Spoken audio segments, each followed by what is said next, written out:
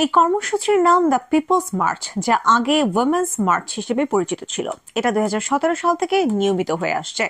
কয়েকটি গ্রুপের একটি জোট এর আয়োজক। তাদের ওয়েবসাইটের তথ্য অনুযায়ী তারা ট্রাম্পিজমের বিরুদ্ধে আন্দোলন করছে।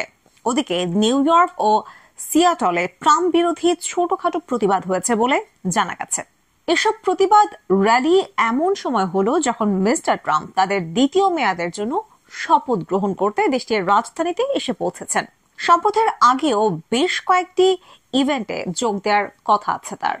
তবে ওয়াশিংটন ডিসিতে শনিবারের এই পিপলস মার্চের অংশগ্রহণকারীর সংখ্যা আগের চেয়ে কম। আয়োজকরা 50,000 মানুষের অংশগ্রহণ আশা করলেও জমায়েত হয় 5,000-এর মতো। লিঙ্কন মেমোরিয়ালের দিকে যাত্রা শুরুর আগে প্রতিবাদকারীরা 3টি পার্কে জমায়েত হয়। যারা এই কর্মসূচির আয়োজন করে তারা বিভিন্ন ইস্যু ভিত্তিক বিষয়ে কাজ করে। এর মধ্যে আছে জলবায়ু পরিবর্তন, অভিবাসন ও নারী অধিকার। এদিকে শনিবার ওয়াশিংটন মনুমেন্টের সাথে জমায়েত হয়েছিল একদল ট্রাম্প সমর্থকও। সেখানে মেক আমেরিকা গ্রেট অ্যাগেইন লেখা হ্যাট পরিহিত একজনকে উদ্দেশ্য করে পিপলস মার্চের একজন নেতা বলেছেন, নো ট্রাম্প, নো কে। ট্রাম্প 2016 সালে হিলারি ক্লিন্টনকে হারিয়ে প্রেসিডেন্ট নির্বাচিত হলে প্রথমবারের মতো পিপলস মার্চ অনুষ্ঠিত হয়। নারীরা তখন ট্রাম্পের শপথ গ্রহণের পরদিন প্রতিবাদ কর্মসূচি দিয়েছিল যাতে হাজার হাজার মানুষ অংশ নেয়। পরে এই আন্দোলন রাজধানী থেকে অন্যত্র ছড়িয়ে পড়ে। পরের কয়েক বছরে ট্রাম্পের এজেন্ডার বিরুদ্ধে নারীদের এই মার্চ প্রতিবাদ হিসেবে অব্যাহত থাকে। এদিকে ট্রাম্প শনিবার ওয়াশিংটন ডিসিতে এসেছেন। তার শপথ গ্রহণ উপলক্ষে ভার্জিনিয়ায় তার গলফ ক্লাবে আতশবাজি সহ বিভিন্ন অনুষ্ঠানে যোগ দেবেন তিনি। ওয়াশিংটনে পিপলস মার্চে যোগ দিতে যেসব নারী সমবেত হয়েছেন তারা অনেকে বিবিসিকে বলেছেন তাদের বিভিন্ন ধরনের লক্ষ্য আছে।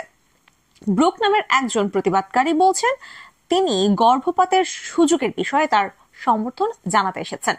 যেভাবে দেশে ভোট হয়েছে তাতে আমি খুশি নই বলছিলেন তিনি। আমি অত্যন্ত দুঃখিত যে আমাদের দেশ এমন একজনকে প্রেসিডেন্ট হিসেবে নিয়েছে যিনি ইতিমধ্যেই একবার ব্যর্থ হয়েছেন এবং আমরা একজন নারী প্রার্থীকে মনোনীত করিনি। কায়লা নামে আরেকজন নারী বলেছেন, কিছু আবেগ তাকে রাজধানীর রাস্তায় নিয়ে এসেছে। সত্যি বলতে আমি পাগল হয়ে গেছি, আমি দুঃখিত আবার আনন্দিত বলছিলেন তিনি। সুশি এসেছেন সান ফ্রান্সিসকো থেকে। সাথে এসেছেন তার বোন আন্নে, যিনি কাছেই বসবাস করেন। তারা দুজনেই ট্রাম্পের প্রথম মেয়াদের শপথ গ্রহণের পর প্রতিবাদে অংশ নিয়েছিলেন।